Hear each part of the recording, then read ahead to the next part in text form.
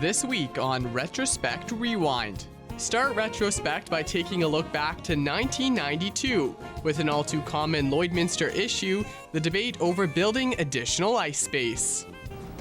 Now, within that estimate, the 4-month arena feasibility study, which was prepared by the Randall Conrad Limited of Edmonton, took a wide-range look at whether Lloydminster needs another ice arena. The study researched the user groups to current ice supply and funding options. Through the 2.5-hour meeting, it became very obvious from the study that Lloydminster definitely needs another arena.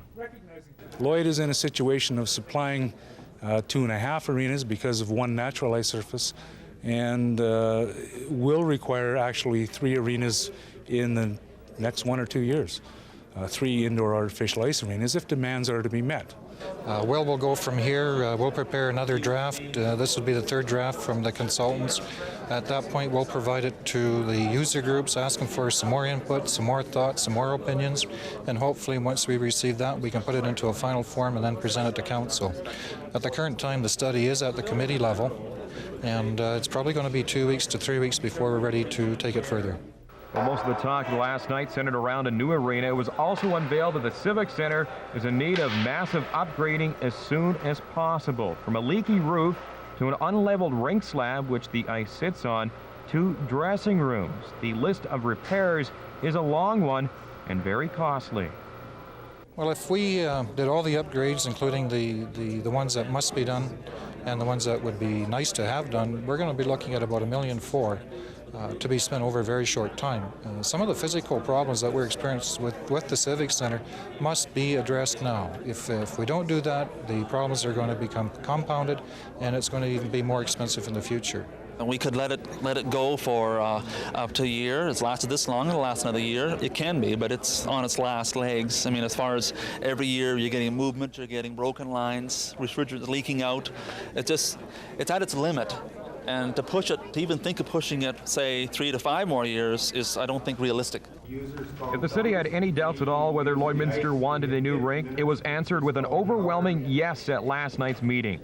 The next step for the city is to sit down with a study and look at the number of options open, from building a twin arena to adding another ice surface to the Russ Robertson or Civic Center. But all those options cost money, from $1.5 to $2 million. With that kind of money on the line, and add in $1 million of upgrading to the Civic Center, and the city definitely will look long and hard at those options before taking their next step. And Lloydminster Credit Union members vote to amalgamate in 1997. On Wednesday night, about 60 people gathered in Lloydminster Civic Center, all of them members of credit unions, most from Lloydminster, the others from the Waseca branch. Earlier in the year, the Waseca sub-office was starting to feel pressured. Research showed if they remained autonomous, the office would have to close its doors. So the decision was made to get help. A unanimous vote Wednesday was the help needed. Lloydminster Credit Union amalgamated with the Waseca branch. We're encouraging our members just to continue supporting the credit union as they always have, and to hopefully other people will see the advantage of dealing with a larger, stronger organization such as Lloydminster. And the merger will remove the restriction on the size of loans for Waseca members. Because this is one of the problems that smaller credit unions face all over Canada. By law, they are restricted as to how much they can loan out because it's based on their assets. And our asset base being so large makes it possible for us to really provide large loans to members who need such loans. The amalgamation takes effect January 1st. Coming up on Retrospect Rewind. And fast forward to 97, the upgrader plays a key role in a partnership to help Sask Power.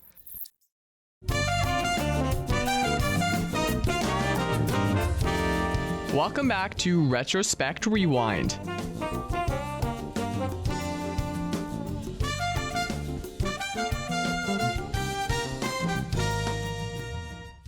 We start our look back at this week in retrospect in 1992, with the optimism felt by officials once the construction on the Lloydminster upgrader was fully complete.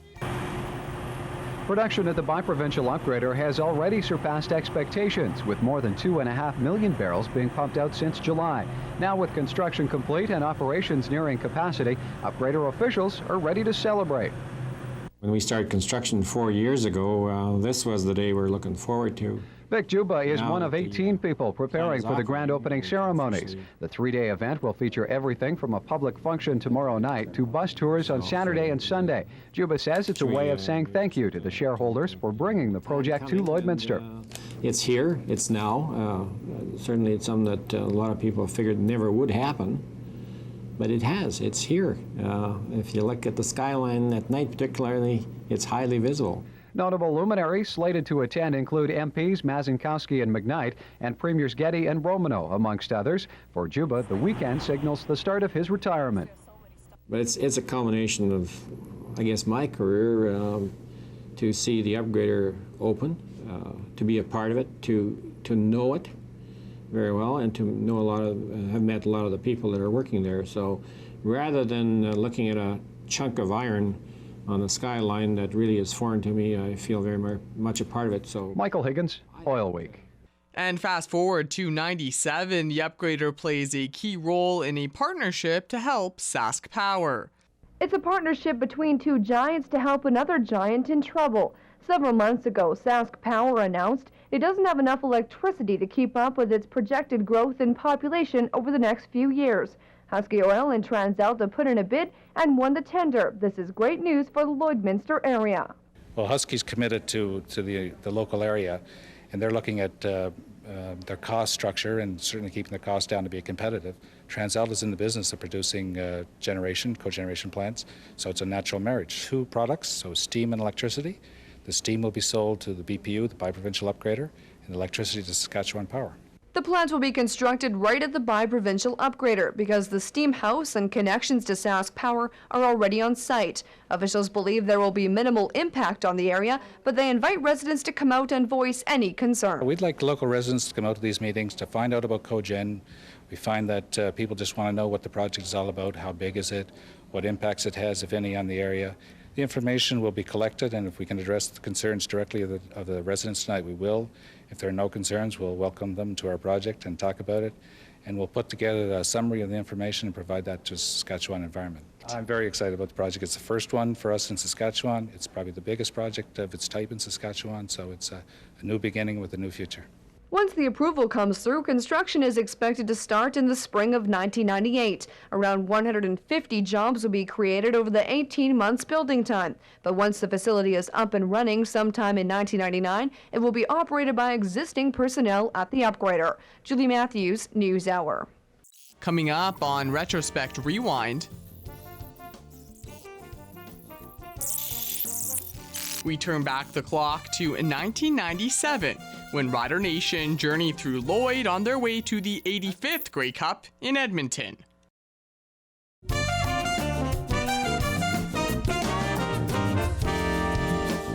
Welcome back to Retrospect Rewind.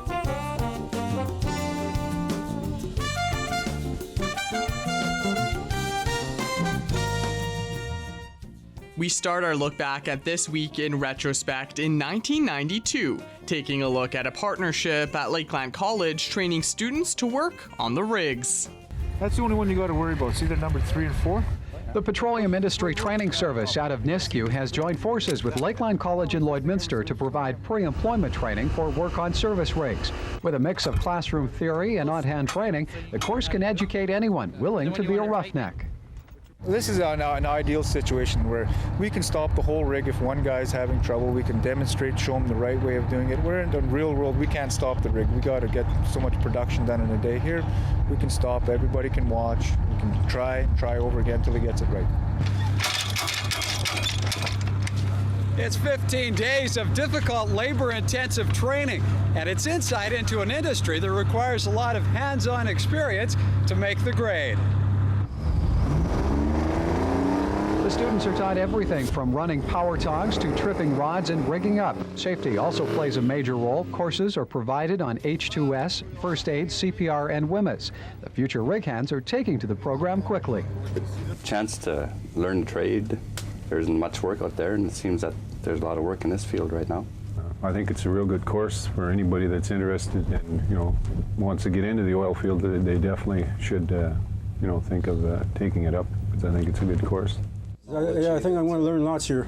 That's what I'm after. That's what the $100 is for. And the students who complete the 15-day course successfully get their $100 entry fee back. There's a couple guys here that have jobs waiting for them once they graduate out of the course, and what we try and do is we talk to the contractors around this area, and we'll see if they can, if they need any hands. Well, there's a whole bunch of people here that'll be trained and ready for it.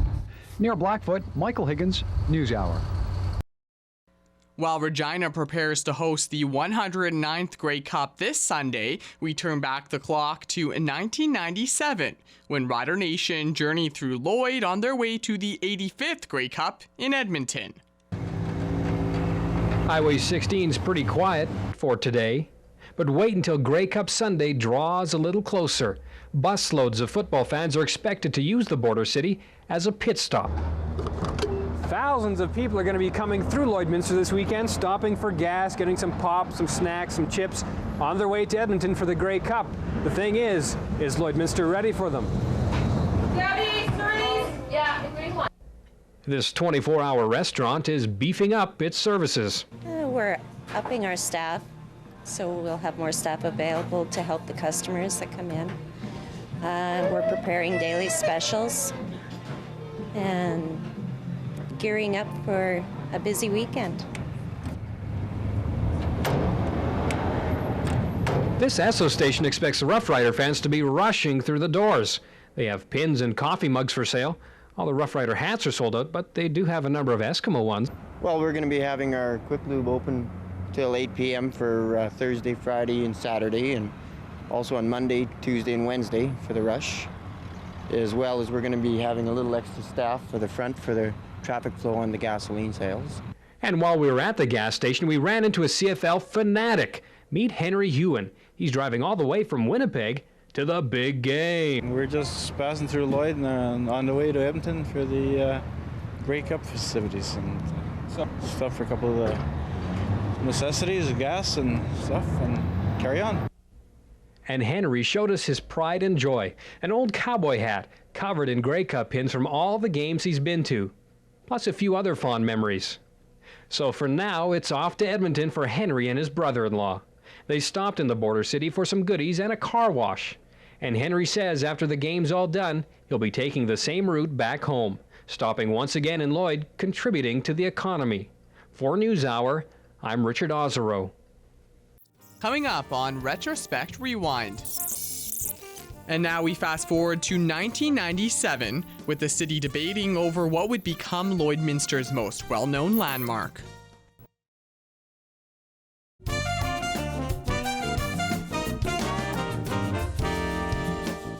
Welcome back to Retrospect Rewind.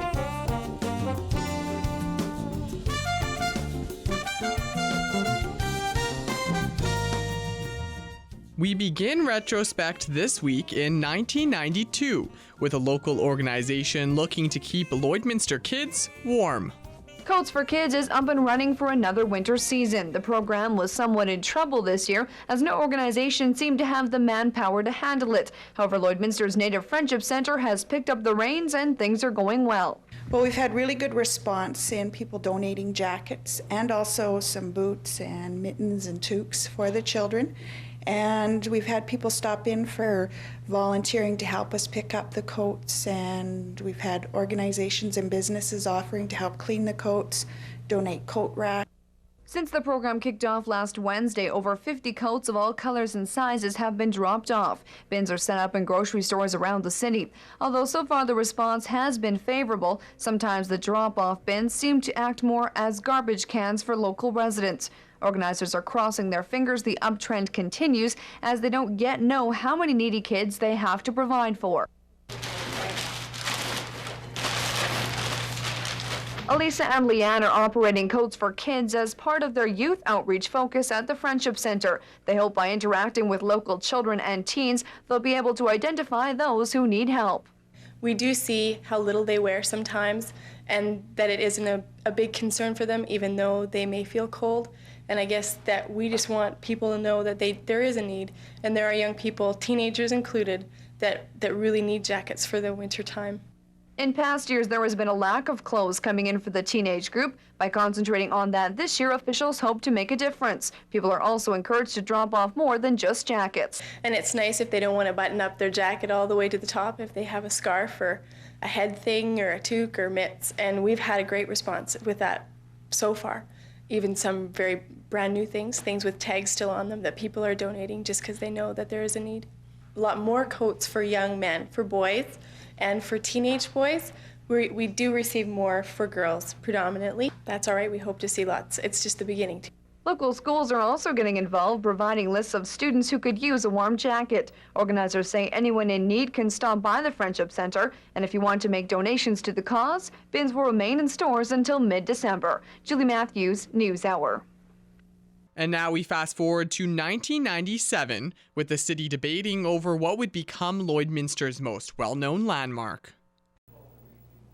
Lloydminster's long-awaited border marker design was unveiled to the public late last summer. It features 5 100-foot-tall steel markers that officials hope will create a curtain of light. Last night, a majority of council members voted to go ahead with the tendering process.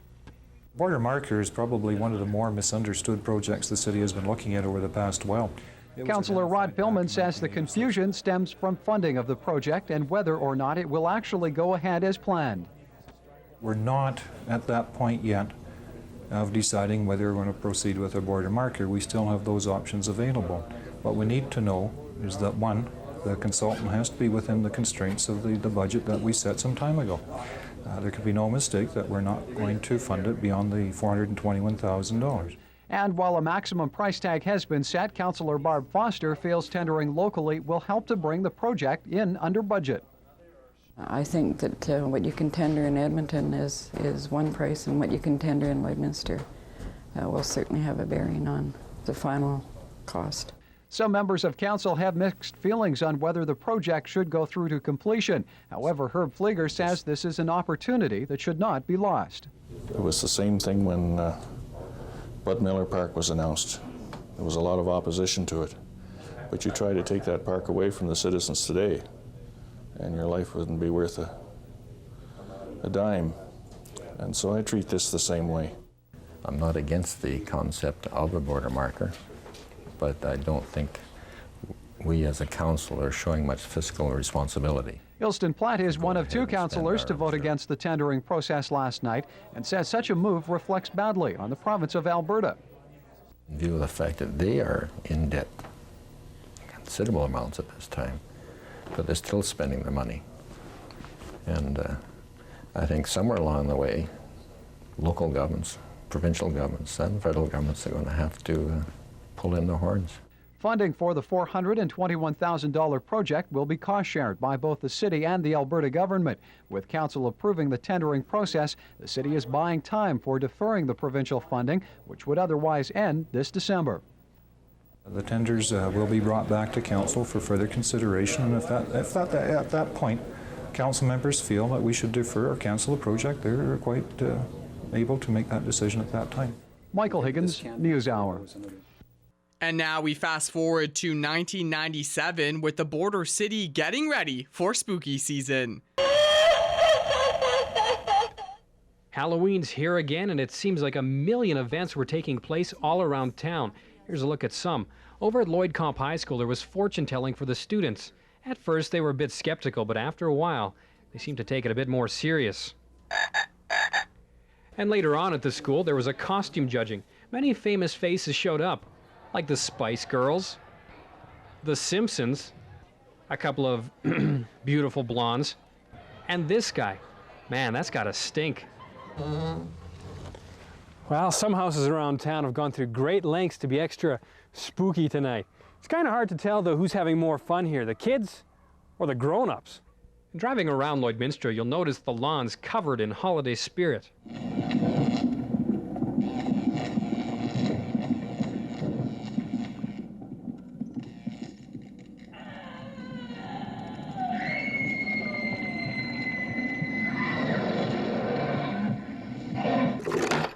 And in Lloyd Mall, several stores joined in for what's becoming one of the biggest commercial events during the year.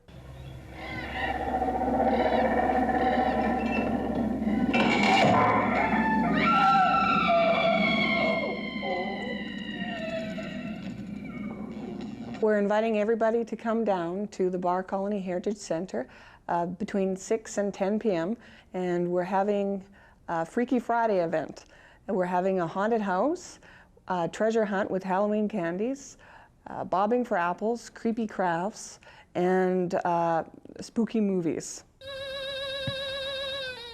Richard Ozero, NewsHour. That's it for this edition of Retrospect Rewind.